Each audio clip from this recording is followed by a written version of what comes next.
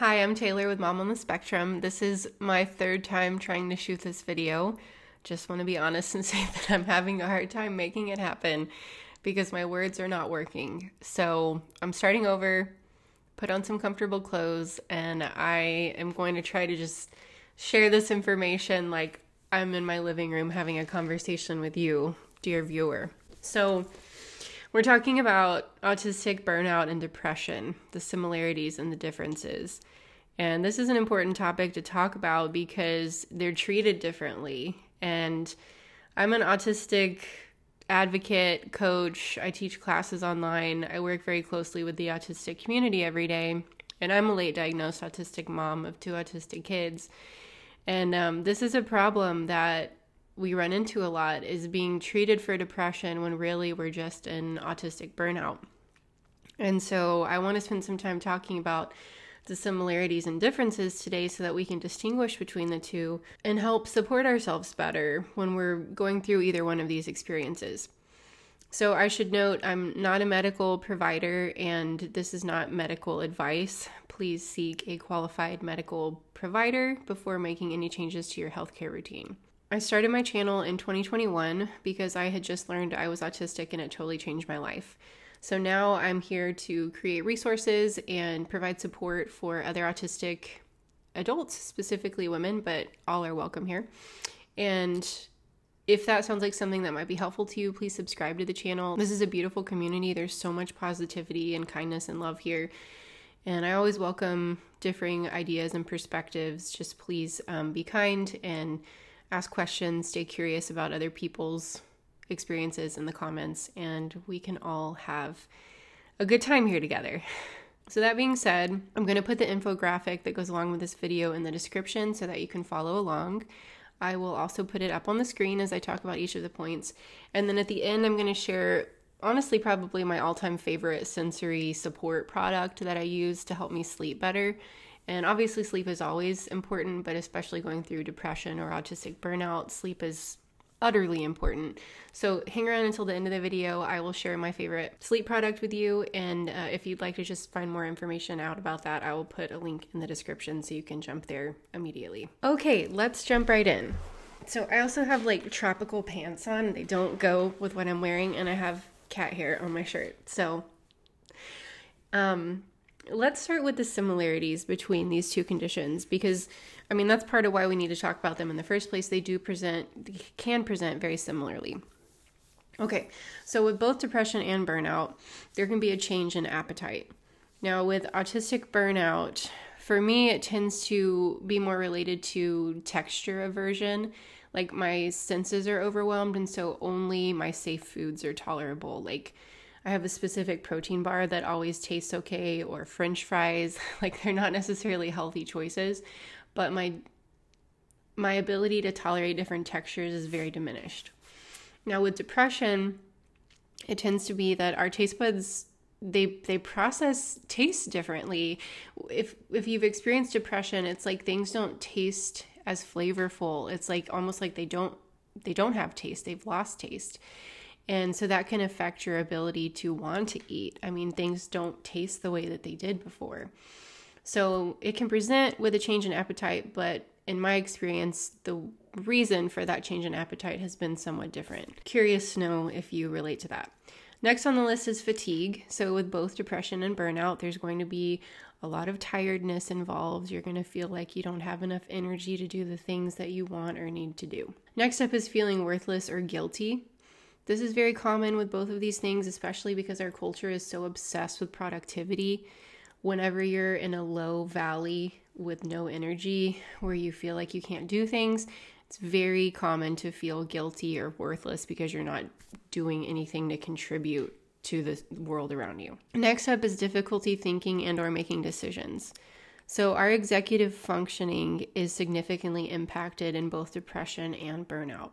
You might feel like you're in a mental fog, trouble making decisions, trouble understanding what you even need to do next in your life, trouble knowing how to take care of yourself. Everything just feels much harder. Next on the list is that both of these conditions can improve with self-care. For example, exercise, nourishment. We know this. Most things are going to get better if we take care of ourselves. But it can be really hard to find the energy or motivation to do that with either of these experiences. And then last on the list, feelings of overwhelm. Everything feels like too much all of the time, kind of goes along with the difficulty making decisions. It's like everything's just a huge deal and you don't know where to start. So now that we know some of the similarities, we're going to start on the depression column, but I will warn you that I'm kind of going to go back and forth to contrast the differing sides. So I'll make sure, again, the infographic is available to you if you want to go ahead and pull it up, because that might help you follow along better. Now would probably be a good time to mention that you can experience both depression and burnout together. And if that is the case, I would encourage you to seek professional medical advice and support to help you through that time. So on the depression column, we have persistent sadness and depressed mood for at least 2 weeks. And clinically speaking, that's required in order to make a diagnosis of depression. So there's currently no clinical criteria for autistic burnout. Like, this is not something that's clinically going to be diagnosed. So with depression, the sadness is the hallmark symptom, right? You just feel sad and down. Now, you can feel those ways with burnout, but it's not the pervasive primary dominant emotion, in my opinion. Next up on the list for depression is that it usually improves by cultivating self-esteem and reintegrating socially. So as you're able to better tolerate social experiences, going out with your friends, putting yourself in social situations, that can tend to boost your self-confidence and kind of help you feel like you're more a part of the world around you whenever you're going through depression. But in contrast to autistic burnout, and you'll notice this further down on the list, that alone time tends to make things better with burnout. So being in a social situation when you're in burnout, it's not a good idea. It's probably going to push you further into burnout, because what tends to help the most there is being alone outside of a social context in a solitary, safe space where you can be with your own thoughts and process your emotions. Next up on the depression column is that medication can be helpful. Now, again, there's not clinical criteria to help us navigate autistic burnout. I've never seen any type of recommendation for an autistic person in burnout to try medication. And I personally would caution against it. Again, this is not medical advice. Take it with a grain of salt. But medication definitely can be a path that many pursue when they're experiencing depression. And there are a lot of studies there that support medication as a valid avenue of exploration for managing depression. Do your own research, seek medical advice before taking medication, obviously. But yeah, it's usually not a treatment path for people in burnout. Next up on the list with depression is that it can be helpful to process emotions associated with the root cause. So for example, grief from loss. If you're processing the death of a loved one, if you just shove down those emotions and don't deal with it, if you don't allow yourself to feel the weight of that experience and how it affects your life, you're going to prolong those feelings of sadness and hopelessness and depression. In my experience, and from what I'm learning and researching, part of that is allowing yourself to feel the weight of the emotional experience that you've had that has led you to this point, right? If you don't allow yourself to process those feelings of grief, tragedy, sadness, despair, our bodies hold on to those emotions until we allow it to process them. There's an awesome book on that called The Body Keeps the Score by Bessel van der Kolk. It's really incredible to learn just how in tune our bodies are with the experiences that we've been through. It's really important that you create space for your body to process those emotions, even though it can be scary, even though it can be uncomfortable. A lot of times it's crucial for you to move into a place of healing. I'm going to jump over to the autistic burnout column here. The last point, I could have organized this a little bit better. It's not necessarily about addressing the root cause, but rather focusing on sensory regulation. So if I'm in burnout because I volunteered too much at my kids' school and I was in social situations and Susan upset me because she made a comment about my son's earphones, whatever, I don't have to go back and retrace my steps and figure out like how it all started and how I ended up in burnout. What's going to help me the most is understanding my sensory needs and how to regulate myself by stimming, by having alone time, by spending time in nature. So I'm not saying that it's not helpful to go back and address the root cause. It's just, this is one observation I've made about the times I've been depressed and the times I've been in burnout. The root cause of it tends to play a different role in my humble opinion. Back to the depression column, depression is also associated with intense feelings of hopelessness. I changed this point. Originally it said suicidal ideation. And there was a lot of pushback from the community because a lot of autistic individuals said that they experience suicidal ideation in autistic burnout. And so I want to mention that there can be some overlap there. I also want to remind you that you can experience depression and burnout at the same time. I feel like suicidal ideation is more of a hallmark characteristic symptom of depression, but it definitely can occur within autistic burnout too. The general point I'm trying to make here is that with depression, there's an intense feeling of hopelessness, like nothing matters, like you don't want to wake up the next day because you have no interest in doing anything, like everything that used to bring you joy feels gray and lifeless. There can be some of those feelings to some extent with burnout. I hope you'll hear what I'm saying here, and that this intense hopelessness, that nothing matters, is more significantly a factor when we're dealing with depression, okay? Not 100% of the time, but generally speaking. So thank you for the feedback from the community on that point. I did change this to reflect what I felt like was a better representation of our overall experiences. And the last one on this list here is no or low interest in things that regularly bring joy. I mentioned this a little bit earlier, but I think this contrasts with autistic burnout, and that for me personally, it's less about a loss of interest and more of this feeling of I can't do the things I want to do. I still want to play the piano. I still want to crochet. I still want to go out and go to my dance class, but I feel like I can't because I don't have the executive functioning. I don't have the physical energy. But for me, it's not necessarily because the desire is not there. Maybe the desire has lessened, but it's not totally gone, as it is when I've been in depressed episodes before. Okay, and that, again, your experience might differ there. But let's move over into the burnout category. The first one at the top is that burnout can be caused by masking and or sensory overwhelm. Masking is behaving in certain ways socially that camouflage our own wants and needs. We try to blend in by mirroring other people's speech patterns and ways of interacting with each other in order to come across more socially appropriate. Okay, this takes a tremendous toll on us cognitively, mentally, as well as sensory overwhelm. So if we're in an environment where the lights are too bright, where there's too many noises, too many people are talking at once, we've been in an itchy suit all day, whatever it might be, these intense sensory experiences can cause our nervous system to feel overwhelmed. And after experiencing that for an extended period of time, that can put us into this state of burnout where our nervous system now is like, okay, I need significant recovery time in order to get back to a place of normal functioning again. So my differentiation here between meltdown and burnout, for me, a meltdown is a shorter lived period of sensory overwhelm or masking fatigue. Burnout is like when I push past all the warning signs of meltdown and stay there for a while.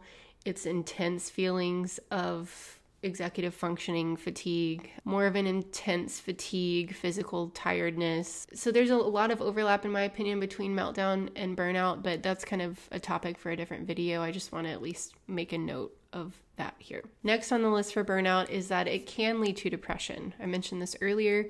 The two things can happen simultaneously. Third on the list here is that stimming can provide some relief. If you're a late diagnosed autistic adult like me, you may have learned how to downplay your need to stim. Stimming is any repetitive movement that we use to dislodge stuck energy in the body. So when we're in burnout, for me, I often feel very claustrophobic, like my skin is itchy, like I want to crawl out of my skin. And there's kind of just this internalized pressure, this energy that builds. And stimming is a way that we help release that energy. The stereotypical autistic stim is hand flapping, right? But it can be picking at your nails, it can be drumming, it can be touching your face, it can be twirling your hair, tying it in knots. A lot of people say they scrunch their toes in their shoes because nobody can see that. And so whenever we allow ourselves to stim, it actually helps us regulate the nervous system burnout that we're experiencing. It helps us move some of that stuck energy through the body. Next on the list is that burnout usually improves by nurturing your inner world. This is in contrast to the second point under the depression column about reintegrating socially. With burnout, that's not the focus that we want to have. We want to focus on our own inner world, identifying our own thoughts and behavioral patterns that have led us into this state of burnout, bringing awareness to those things, and then making changes that help us redirect our thought patterns and regulate our nervous system. And again, I'm not saying that that's not helpful in depression. I'm just saying that they're kind of two different approaches that have different effects. Next on the list is that alone time tends to make things better for autistic burnout. That's pretty self-explanatory. If you're going to spend time alone when you're depressed, that probably most likely is going to push you further into those feelings of depression. Next on the list, I did mention this earlier, medication is not typically a recommended treatment for autistic burnout. I'll leave it at that. And then the last one, it's not necessarily about addressing the root cause, but rather focusing on sensory regulation. So this is the school example that I mentioned earlier about being pushed into a burnout because of volunteering at my kids' school. I don't necessarily have to go back and understand what was the catalyst for the burnout. What's going to help me the most is just leaning into the methods that I've learned that help me personally regulate my nervous system and get back to a place of calm and ease. So at the end of the day, like I mentioned in the beginning of the video, just having the vocabulary and understanding to talk about your experiences, it changes so much. And so I hope this video helps you feel empowered and helps you feel like you have more of a sense of autonomy over the direction of your life. I want to mention that with either of these experiences, depression, burnout, it doesn't mean that anything's wrong with you. Our bodies are extremely adept and skilled at interpreting the environment around us and responding in a way that's protective of us. And so if you're in depression or if you're experiencing burnout, can we come from a place of observation and just taking note of the patterns in our life? How is this an opportunity to make changes that empower us, that help us to show up more fully as a version of ourselves that we want to be in this world? Oftentimes moving through these states of being does require outside support. I'm not saying you can't do it by yourself, because I know many of us have trouble connecting socially, but it is often aided by social support and other people around you being able to offer some form of support and encouragement along the way. So please reach out here in the community if that's something that you need. There's a lot of people that are really quick to respond to comments and to validate your experiences. So I hope that you'll be able to find some like-minded people here. There's also a community online, aspergerexperts.com. They have a free online community of autistic individuals that might be a worthwhile place to check out if you're looking for connection. And before you go, I definitely want to share with you my favorite sensory product. Just so you know, I get offers all the time to promote products on the channel. I turn down like 90% of them because I only am going to share them with you if I love them. And I think you will notice that I speak truth because I use this so much that the logo literally fell off of it. Okay, this is my Manta sleep mask. I used to have this cool orange logo on it. This is the weighted sleep mask. I use it every single night. It is as soft as your old college t-shirt that you've washed 400 times and can't part with. Sometimes I just like to touch it because it's so soft. I'm a side sleeper. People have asked me if it works for side sleepers. Yes. I need to take my hat off for this. And part of what I love about their products is that the cups are interchangeable. So these are the eye cups, and how genius is it that there's a hole for blinking, so whenever you blink your eyelashes don't run into any resistance, which seems like a very autistic thing, whoever designed that. And then they're interchangeable, like I said, so you can put them on other masks as well. This is their original. They have heated eye cups that you can put in the microwave, and you can put them in your sleep mask if you need to relieve some sinus pressure or a headache. And they have cool cups that you can put in the freezer. They're blue. They're really cool. And you can use those if you're having like a puffy face or allergies. So they have all different forms of relief, but the weighted mask is by far my favorite. They also have a Bluetooth mask, and there's a link in the description that you can use to find all of their awesome products. And you can use the code MOMONTHESPECTRUM to get 10% off. your purchase, and part of the proceeds will go directly back to the channel. Sleep obviously is very important always, but one of the most essential things whenever you're dealing with depression and or burnout. So if you're looking for another way to support yourself to get better sleep, please consider the Manta sleep mask. My favorite part of my bedtime routine is putting that on my face every night. Just want to remind you again, there's nothing wrong with you. Your brain is unique and beautiful. I'm here to help us embrace our differences and to show up more fully as ourselves, oftentimes after a lifetime of being invalidated. So if you're up for being on this journey with me, make sure that you've subscribed to the channel so that you get all the updates. Like this video if it was helpful to you. I would appreciate that. And I will see you in the next video. Bye.